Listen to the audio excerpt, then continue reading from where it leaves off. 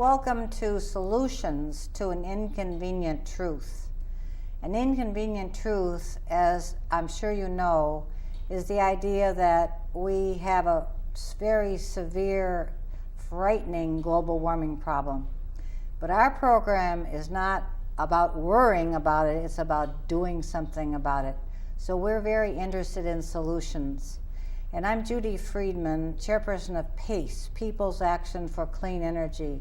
We're the largest all-volunteer clean energy group in the state of Connecticut. And our goals are to promote energy, renewable energy, energy efficiency, energy conservation, and we're very concerned about nuclear power and nuclear weapons. And we're working very hard to try to educate people by holding solar tours, by holding exhibits, by making programs like this, and interviewing wonderful people like the guest I have with me today. Our guest today is Bill Duesing. He's an old friend, a good friend, and has been someone that I think has been fighting global warming before anyone even thought of the idea. And one of the things I like about Bill so much is that he is very sincere in what he believes, and he walks the talk. He lives what he believes, and he has done that for years and years and years. And Bill, I remember years ago when we met in an anti-nuclear meeting, we talked about the economics of nuclear power, and there are still economic problems with nuclear power, and if you care to talk about that today, that's great with me. But first of all, Bill, can you tell people where your passion is and what you've been doing? My passion is in local solutions that give our communities control, knowledge, and which respect the earth and live with the earth. And how do you accomplish that? How can one do that? I've focused on food because our That's current... That's a good basic thing. Yeah, it is the energy that we need. I mean, we can live without other kinds of energy, but we can't live without food. And the food is solar energy. It's the way we bring solar energy into our bodies. Well, that's a nice way to look at it. Without the sun, we'd have no food. So exactly. Yeah, wonderful. And the quantity of energy we need to go every day is equivalent to about a cupful of gasoline. Mm-hmm. And yet, to provide that food in our current industrial food system, we're using maybe 2 gallons of gasoline or energy equivalent to provide us with that 1 cup worth of energy. And that energy is solar energy brought to us by plants and animals. Now, how do you mean? Can you explain step by step what you mean by food uses 2 gallons of gasoline? I don't drink gasoline, so what do you mean by that? A cupful of gasoline contains the same amount of energy as a 2,000 to 3,000 calorie diet, which is what we take in a day. And the calories that we get in our food are from the sun, captured by plants, maybe passed through animals. But to deliver that to our table in the current system where our food comes from China and Chile and then is maybe processed and packaged, and then the packages are broken open and reprocessed at the convenience store or the restaurant, and then we drive in our cars to get it, there's just an enormous quantity of non-solar energy in that food system. And there's no way we're going to run it on renewable energy. So what have you personally done about this particular issue? I have been working, I've been a farmer for 35 years. Yay, we love farmers. Part-time. I helped start Connecticut NOFA, which is the Northeast Organic Farming Association in Connecticut. Northeast Organic Farming Association. And the website would that NOFA.org? Would be ctnofa.org. CT Connecticut. So this is the Connecticut branch of the Northeast Organic Farming Association. Yes. Wonderful. Yes. And that's a nonprofit organization of farmers, gardeners, consumers, and increasingly land care professionals and we're an educational organization. We educate ourselves and the general public about the importance of local, solar, organic agriculture. Wonderful. And changing the way we eat, too, which is part of this. And when you're talking about organic food, most people, I think, understand to some extent what the term organic means, but let's say I decide I want to farm organically. What do I need to do? You probably need to find another farmer who farms organically and go work with her or him for a year or two to really understand it. There are a lot of good books. You can come to NOFA conferences. We have a big conference in the summer in Massachusetts. We have a smaller conference in Connecticut in the winter. We had the Todds talk about their ecological design work last year. We had James Howard Kunstler talk at an earlier conference about the long emergency. So it's the connection. I mean, one of the things about organic is it wants to look at the connections, ask where things come from and where they go. How are they connected? That's an important part of growing organically, understanding organic agriculture. But it also means that these organic folks, organic NOFA is, there's a lot of other concerns which are brought in there, social concerns, energy concerns, larger environmental concerns. But let's say I wanted to do an organic garden at my house. Okay. What can I just go out and till the soil and have an organic garden? Well, you should. I mean, if you want to have it certified, there's one kind of thing. But the organic methods, you want to first test the soil. And how can I test the soil in my garden? Okay, you want some details. I do. Okay. Gardens are very important. Okay. The gardens, of course, they're solar collectors, so they want to be in the sun. They want to be in a convenient place. Okay, you need your garden in the sun. Because the garden is maybe our most important solar collector. It's having some food near your house. Okay. It could be a blueberry bush, it could be raspberry bushes, it could be a vegetable garden, might be some chickens, but getting that food close so that the chickens don't collect solar energy, but they may eat the bugs that collect the solar energy, that eat the plants that collect the solar energy. It's all keeps going on down. But you test the soil where you're going to grow it. And how could I You test take samples soil? from about 10, 12 places in there. You mix it up. You end up with a cupful. You want to be clean all along the process so you're not contaminated with fertilizers or other things. And then you take that sample. The Yukon Extension Service, or Yukon through their website, you can buy a little box or an envelope which you can send back. Or the Connecticut Agricultural Experiment Station, which is in New Haven and Windsor, will test the soil for free, which is wonderful. Wonderful. And do you have a website for them? If you Google CAES, you'll get Connecticut Agricultural Experiment Station. So just Google the initials, and they're the first one that comes up. And they will tell you there how to take the soil samples and where you can take them. So you send your soil sample in. Yes, about a cup of the soil. You want to say that what you want to grow, vegetables, and you want to say you want to grow them organically. And they'll test your soil, and they'll tell you its texture, if it has organic matter. Ideally, the more organic matter in the soil, the better for a garden. They'll tell you its pH, which is its acidity. Most of the soils in Connecticut are slightly acid in 5 to 6. We'd like to go up to 6 to 7 if we're going to grow vegetables. So we can change that with adding lime to the soil, or maybe very carefully adding wood ashes.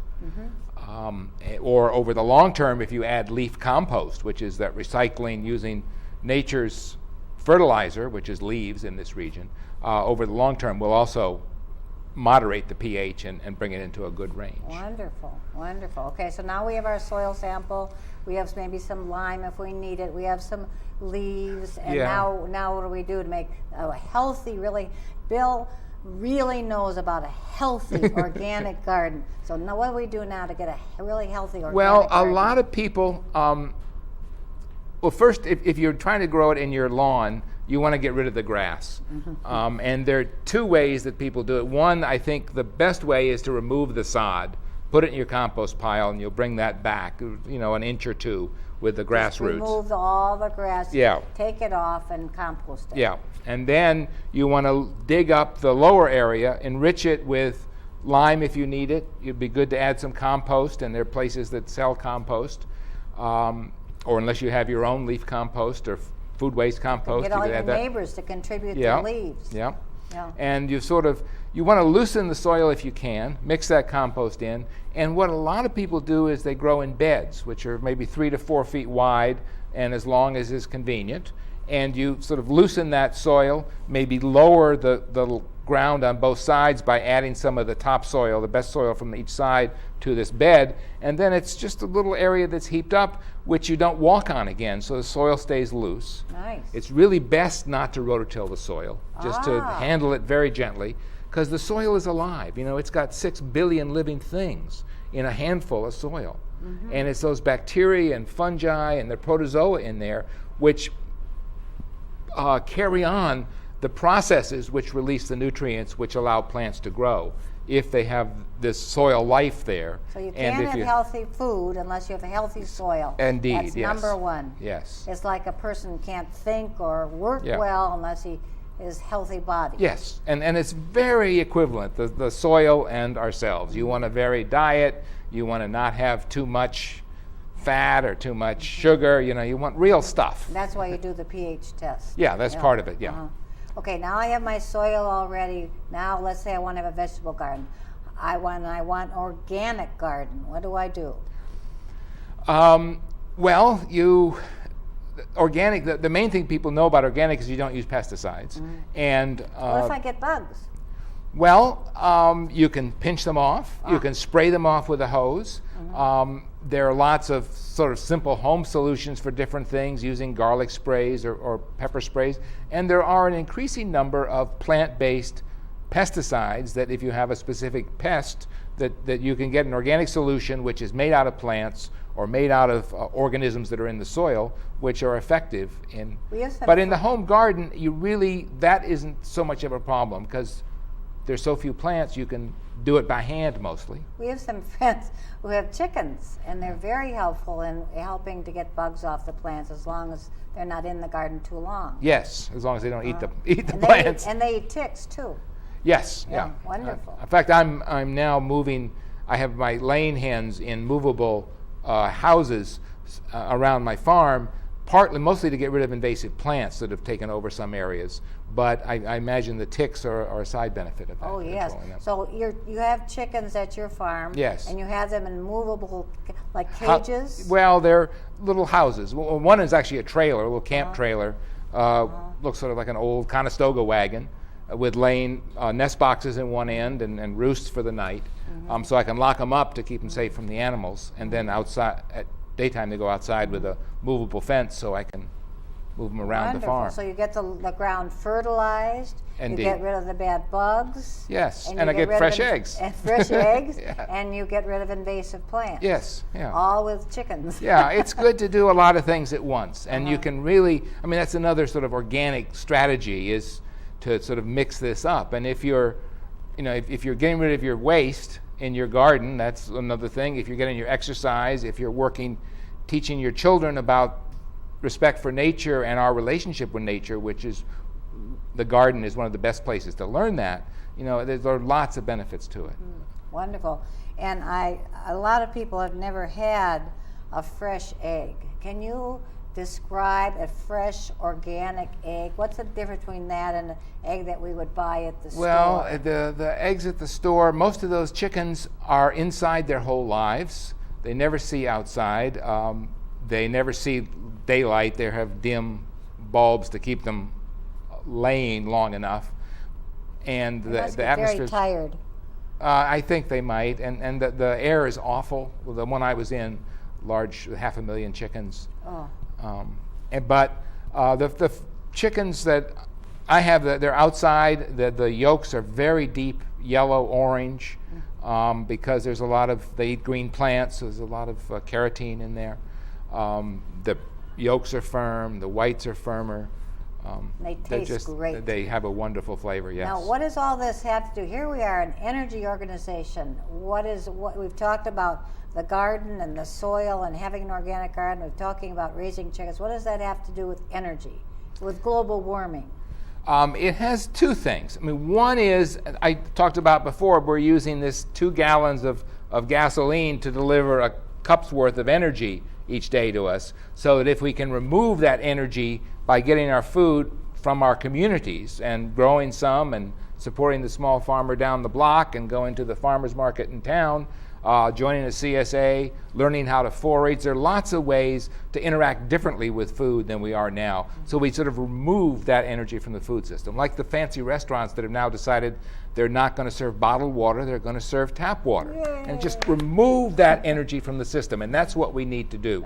And if our food is coming from our state, our locality, our town, our backyard. We're removing all that transportation energy out of the food. Well, I'm so glad you brought up the idea of bottled water, because bottled water, first of all, you have to make the bottle, then you have to fill it with, and you don't know what's really in there. It could have been from a municipal tap or from a spring that, and as often it may not be tested very well.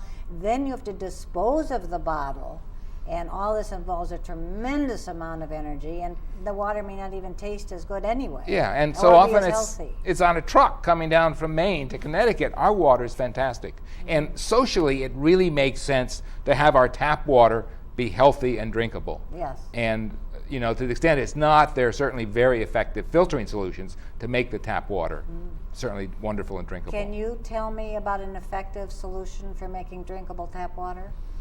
What would you... There was a brand name filter that my son was using when he lived in New Haven, I think, which the water tasted wonderful. The New Haven's water is pretty good. I drink it. I sort of think it's important to drink the water that's served. I think, one of the problems in our schools is the kids don't have working water fountains. Our cities used to have public water fountains, and they don't work anymore. It's all been privatized. I think, if you want to get rid of chlorine, you let the water sit. The chlorine leaves, and that's probably the worst problem of water, and that may be a problem for agriculture too, because the chlorine is really antagonistic to some of the beneficial soil organisms. But we got to go back to a previous point, if we could, about the garden, the organic gardening, the local farming, and climate change. One of the important things that agriculture can do, especially organic agriculture, is it's taking that carbon out of the atmosphere and putting it in the soil as we add organic matter to build the soil's health, as opposed to conventional agriculture where you're using fossil fuel to create synthetic fertilizers, so you've got greenhouse gases already from that, and then you add this high nitrogen fertilizer to the soil. It starts to it speeds up the decomposition of the soil organisms, so it's actually the soil's giving off greenhouse gases. So organic agriculture stores carbon.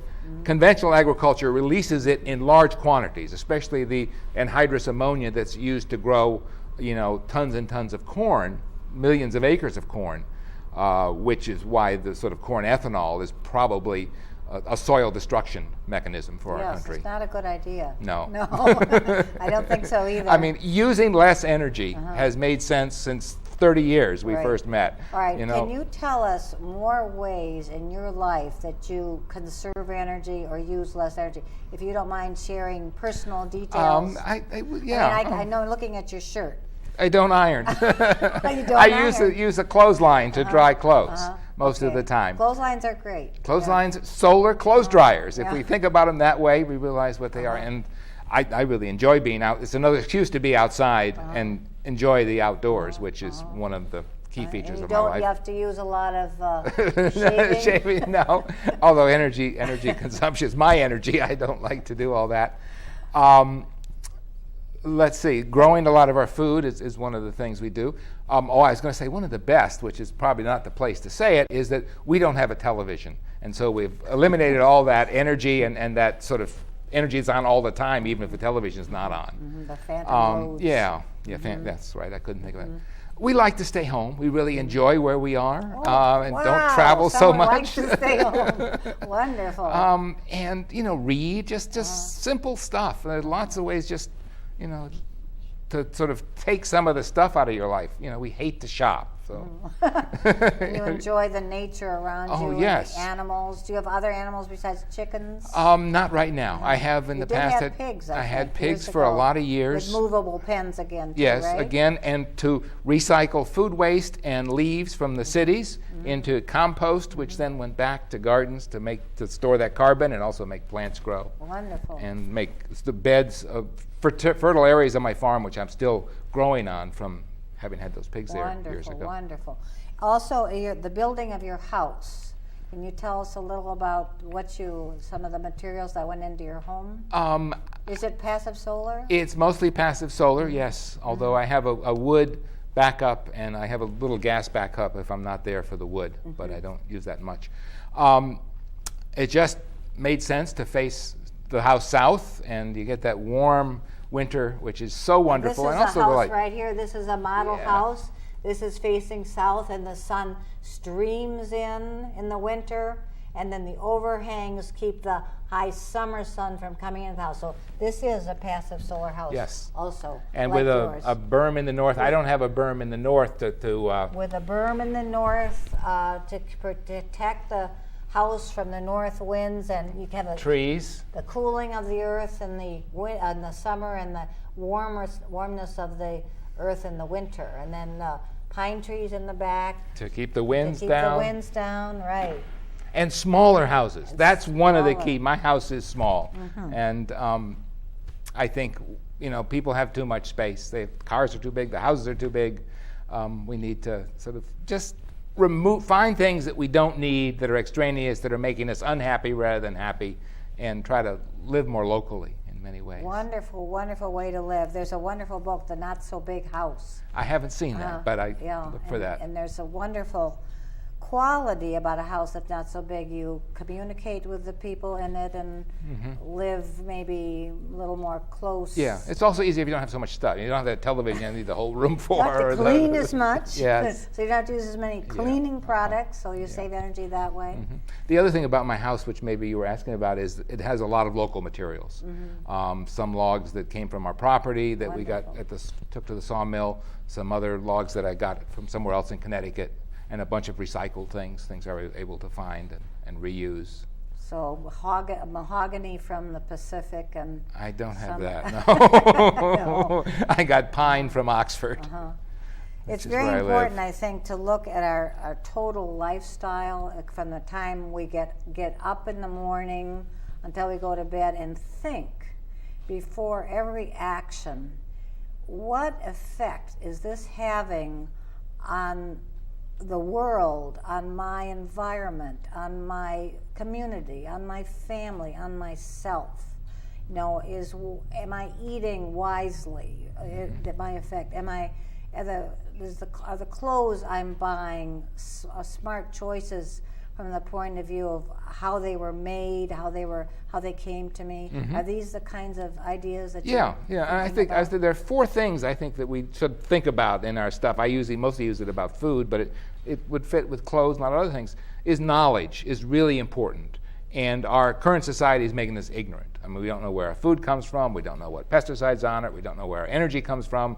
We're just kept ignorant. Whereas if you have solar panels on your roof, you know where your energy comes from. There's passive solar south windows, you know when the sun's in there, you know you don't need lights because there's enough light to see, that kind of thing. So knowledge, control, and I think anyone who does any work up in Hartford knows it's not the people in the majority who are in control, it's the corporations who really don't want to recycle bottles, or don't want to stop spraying pesticides, or don't want to stop building nuclear power plants, who are in control. And I think that's a really good point, this idea of control. We need to take back control of our lives and stop being run around by outside forces. That's a very powerful point. I appreciate your making that. Good. And then the other two things are, one is energy use. Ask about that, and we should, ideally the greatest solar component is best. And that's why growing food using human energy and recycled materials in your backyard, you can't beat it for a solar solution. And then the fourth is connection to community. And we see that all these sort of large-scale industrial solutions really tear apart communities, whereas CSA, community supported agriculture projects, which are proliferating in Connecticut, where consumers have a relationship with the farm that lasts for at least through a growing season, and maybe years and years and years, where they visit that farm, they get a basket of produce from that farm every year, and the farmer gets their money up front to buy seeds and all that. Okay, could you, that's a community... supported agriculture. CSA. Yes. .org. I don't think there's any like that. Sure? If you go to the ctnofa.org site, there's a list of the CSA farms in Connecticut there. Okay, community supported agriculture. And what you can do is work with the farmer, correct? Well, most of it you give the farmer some money, $300 to $500, depending on how much produce the farmer provides and how long the season is. And then every week, sometimes you go to the farm, sometimes the farmer delivers to some convenient place. There's a farm in New Milford that delivers to, 6 or 8 places down in Fairfield County for 300 people. So you're getting fresh produce. Fresh produce, you're supporting an individual farmer. It's really good for the farmer, good for the consumers, and it's, you're also, one of the other side effects is you end up eating more fresh vegetables, which is, good for our healthcare system, which is also a big energy hog. Staying healthy is a good way to save energy if you can avoid the hospitals and the doctors and the pills and all that. That loses a lot of energy, going to the doctor and taking all those pills. Yeah. I really admire you, Bill, and appreciate the work that you've done so much and the lifestyle you live. It's very gratifying, and you're a wonderful force in our state. Thank you, but there's just a whole lot of people doing this. And I urge people to support the idea of community support agriculture and to think about having organic vegetable gardens, as we did, as I remember, during World War II. Yeah. We all had victory gardens. Well, we need to have another victory. Yeah. And that's a victory over this global warming problem and Yes. the control of outside forces. Having a garden and raising your own food and canning it, perhaps. Yes. Even preserving it. Yeah, and in learning some to way. eat differently, eating in season too. Eating in season. Eating asparagus when asparagus is fresh in Connecticut, and then don't eat asparagus the rest of the year. Yeah. I'm a big fan of drying foods. Tomatoes, peppers can be dried and stored with very low energy. It's a wonderful Things like idea. potatoes and onions, which only need cool temperatures to store for months. We're just finishing eating the garlic and some of the onions from last year, and potatoes too. Even gathering wild food sometimes. Yes, eating the dandelions instead of killing them with herbicides. And wild leek is something I've discovered, and it's very good, very tasty. Nice. Yes. Ramp. Oh, good. Do they grow around here? Yeah. Oh, yeah, all over. Yes. Okay. Wonderful. Yeah. And there was an article in the paper that said, "Eek, leeks." Oh, good. Okay. So it's a great thing. Yeah. We need to all, it's really important. Until the last 50 years, human beings couldn't exist without having a good knowledge of their environment. And now, we don't know which plants we can eat. We don't know other things. But when I work with kids a lot, and they are so hungry for that kind of knowledge, and so glad to learn it. Thank you so much. You're really welcome. It's been a appreciate pleasure. you coming and joining us. Good. Thank you.